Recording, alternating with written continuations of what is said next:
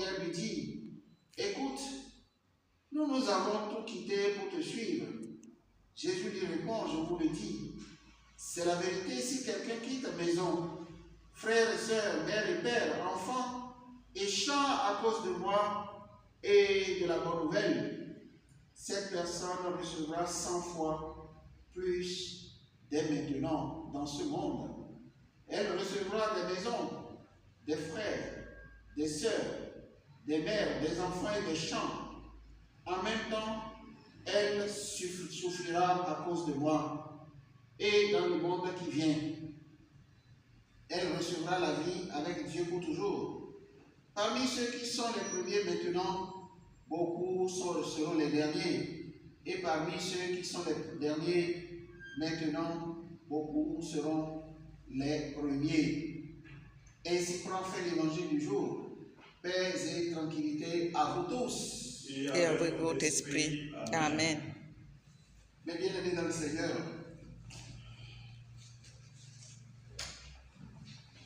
la parole de Dieu nous est apparue sur nos terres et nous exhorte sur un terme bien précis. C'est le salaire en suivant le Christ et en même temps le salaire de nos péchés. Alors, cet homme qui a beaucoup de biens, cet homme qui possède beaucoup de richesses, qui s'était approché du Seigneur, qui lui demande, mais je suis très généreux, qu'est-ce qu'il faut que je fasse afin d'être accepté d'entrer dans le royaume des cieux? Et le Seigneur lui a dit, va et vends tous tes biens que tu possèdes et suis-moi. Alors cet homme est couvert de tristesse.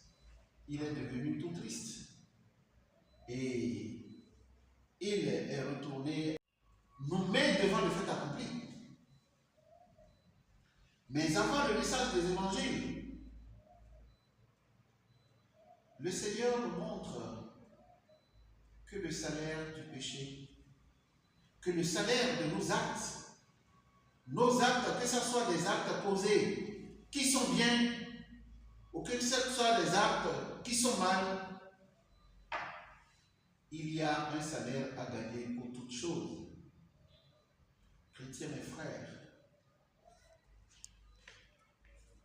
la lecture prophétique du jour et les épîtres nous montrent que tout ce que l'homme fait dans la vie, tout ce que nous pouvons faire dans la vie, rien n'est gratuit. Si vous faites du bien, mais bien, vous avez le salaire du bien. Si vous faites le mal, vous avez aussi le salaire du mal. Alors, nous devons opérer un choix. Nous devons opérer un choix, résolument un choix. Et plusieurs exemples dans les Écritures nous montrent que nous devons opérer un choix. Et pour corroborer ceci, je prendrai l'exemple de Saphira et de Ananias. Ananias était très riche. Et pendant que Pierre était à Antioche et qui répandait la bonne nouvelle avec les apôtres et les disciples, Pierre s'est levé et a demandé à tous ceux qui les suivent et leur dit maintenant que chacun aille chez lui, retourne dans sa famille, retourne vers ses biens et qu'il les vende et qu'il revienne ici et qu'il dispose de l'argent qu'il aurait, qu'il le dispose à toute la communauté. Alors chacun s'est retourné chez lui et qui devait vendre le bien qu'il a, liquider toute sa richesse et le mettre dans la caisse gardée par regarde tous ces biens que nous avons vendus. C'est beaucoup d'argent.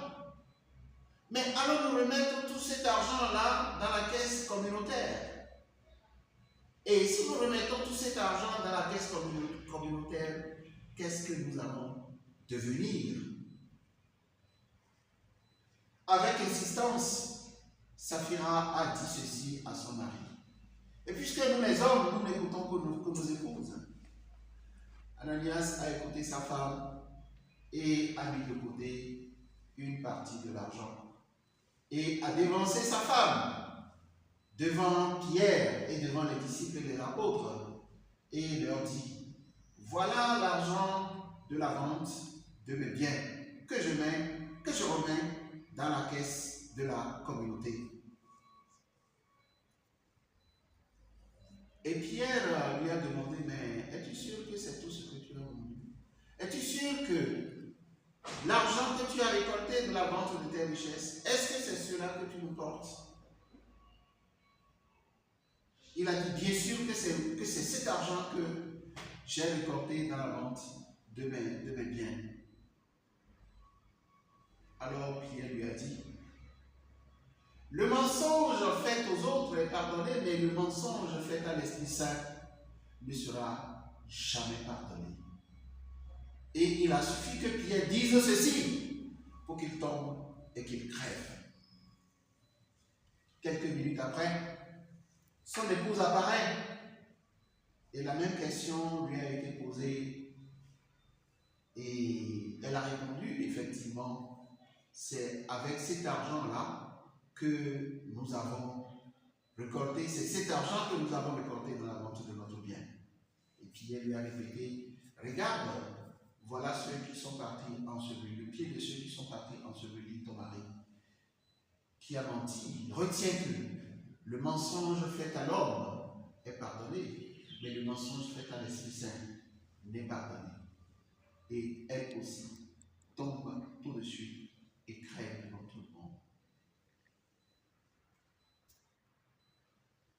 Alors, allons nous dire que Pierre... Et aujourd'hui, nous allons à la messe et nous rangeons, avant de venir à la messe, nous rangeons bien nos billets et nous projetons la semaine prochaine. Nous projetons la semaine prochaine. Pour la semaine prochaine, voilà les dépenses que je dois faire. En oubliant que vous devez donner la dîme à l'église, vous devez donner la quête à l'église. Et cette quête qui vous permettra une multiplication, parce que aussitôt quand vous faites la quête, aussitôt quand vous faites donner les dîmes, l'élu de Dieu le présente devant le Seigneur et prie pour vous, et prie à ce que le peu que vous avez donné, que le Seigneur fasse en sorte que cela soit multiplié en de multiples, que cela soit multiplié, tel que l'évangile du jour nous l'a dit. Tous ceux qui, par l'effort, mettent dans la caisse communautaire sont riches à tout point de vue. Ici et de l'autre côté du voile.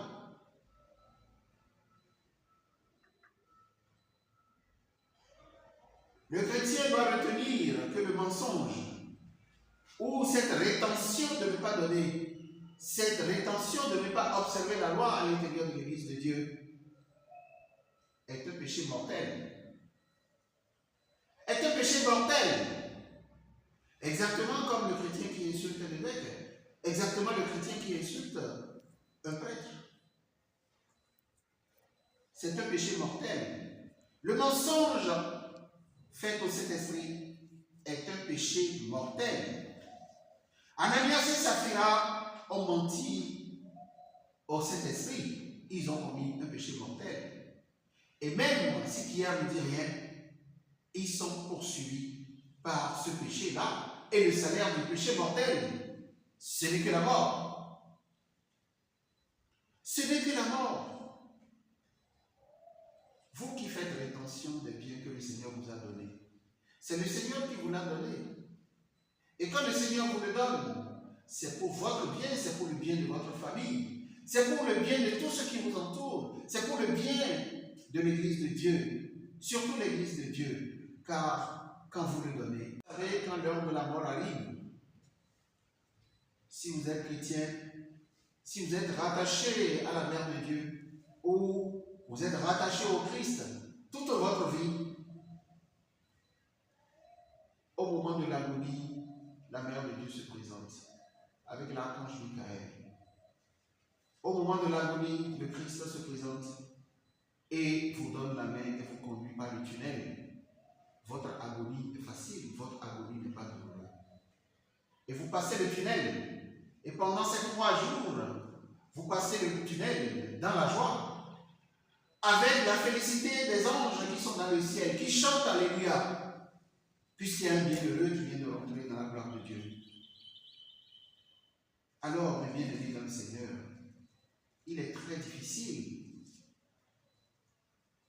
à un riche de rentrer dans cette gloire, d'être sauvé au moment de l'agonie.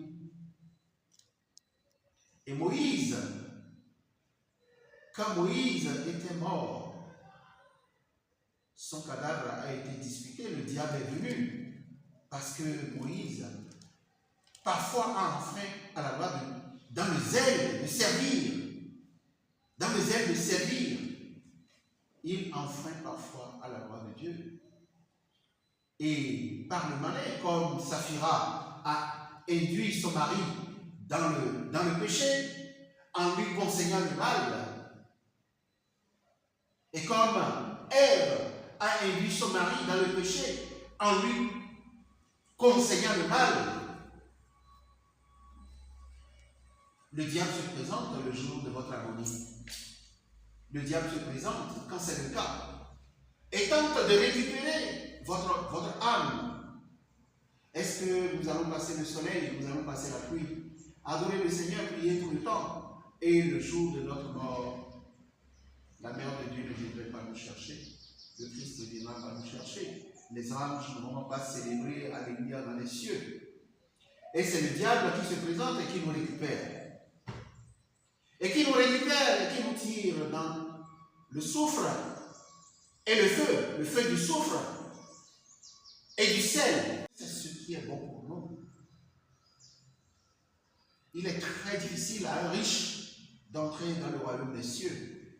Il est très difficile au riche parce que le riche ne voit que son argent. Le riche ne voit que sa possession. Le riche ne connaît pas Dieu. Il est très difficile d'être très riche et d'être miséricordieux. Parce que c'est dit dans les évangiles, là où votre argent est, c'est là où votre cœur est.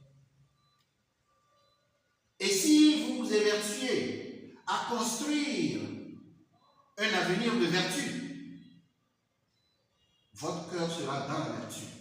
Votre cœur sera toujours dans le bien-être. Votre cœur sera toujours l'attention vers les malheureux, vers ceux qui ont besoin de vous, vers ceux qui ont besoin d'être soutenus, vers ceux qui ont besoin d'être sauvés.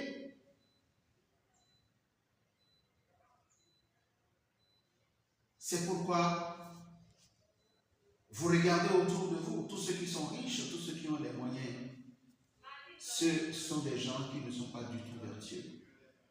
Ce sont des gens qui ne connaissent pas Dieu. Ce sont des gens qui n'ont pitié de personne. Ce sont des gens qui n'ont pitié de personne. Ce sont des gens qui peuvent tuer sans vergogne. Ce sont des gens qui peuvent jeter la pierre sans vergogne, sans qu'il y ait égard. Ils n'ont aucun égard pour l'être humain. Et cela, tout ce que nous faisons de mal à un salaire, tout ce que nous faisons de mal à un salaire, même les péchés les plus subtils, les péchés les plus cachés, ces péchés qui sont bénis, nous allons dire, ça c'est rien du tout. Tout ce que nous faisons à un salaire, tout ce que nous faisons à un salaire, et que le Seigneur lui-même fasse en sorte que nous prions et que le Seigneur nous donne le cœur qui fait attention à l'autre. Que le Seigneur nous donne le cœur qui fait attention à notre vis-à-vis. Que le Seigneur nous donne le cœur qui fait attention au péché. Cela ne veut pas dire qu'il n'y a pas des chrétiens qui ont des moyens. Il y a des chrétiens qui ont des moyens. Et quand les chrétiens, Dieu vous donne de l'argent, le chrétien, Dieu vous donne les moyens, vous devez donner la main aux autres. Vous devez donner la main aux autres. Vous devez faire attention autour de vous. Et tout ce qui est autour de vous, vous devez faire attention tout le temps et chaque fois. Et dans la mesure du possible, sauvez votre vis-à-vis, sauvez votre voisin, dans la mesure du possible. Voilà l'évangile de ce jour. Le message de ce jour nous invite à la compassion. Le message de ce jour nous invite à la miséricorde. Le message de ce jour nous invite, quand le Seigneur nous donne de l'argent, quand le Seigneur fait en sorte que nous sommes l'élu, un élu de la société, nous devons faire attention aux autres, nous devons faire attention à ceux qui sont autour de nous, nous devons faire attention à ce que nous faisons. Nous devons avoir l'Esprit Saint en nous, car le salaire du péché, c'est la mort. Et que le Seigneur lui-même, dès aujourd'hui, fasse en sorte que notre cœur soit un cœur qui est sensible, un cœur qui est sensible aux autres, un cœur qui pourvoit, un cœur qui voit l'autre dans le malheur, maintenant et toujours, et dans les siècles des siècles. Amen. Amen.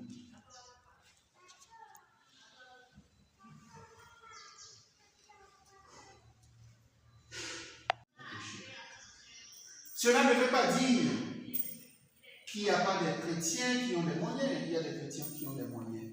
Et quand les chrétiens, Dieu vous donne de l'argent, le chrétien, Dieu vous donne les moyens, vous devez donner la main aux autres. Vous devez donner la main aux autres. Vous devez faire attention autour de vous. Et tout ce qui est autour de vous, vous devez faire attention tout le temps et chaque fois. Et dans la mesure du possible, sauvez votre vis-à-vis, sauvez votre voisin, dans la mesure du possible. Voilà l'évangile de ce jour. Le message de ce jour nous invite à la compassion.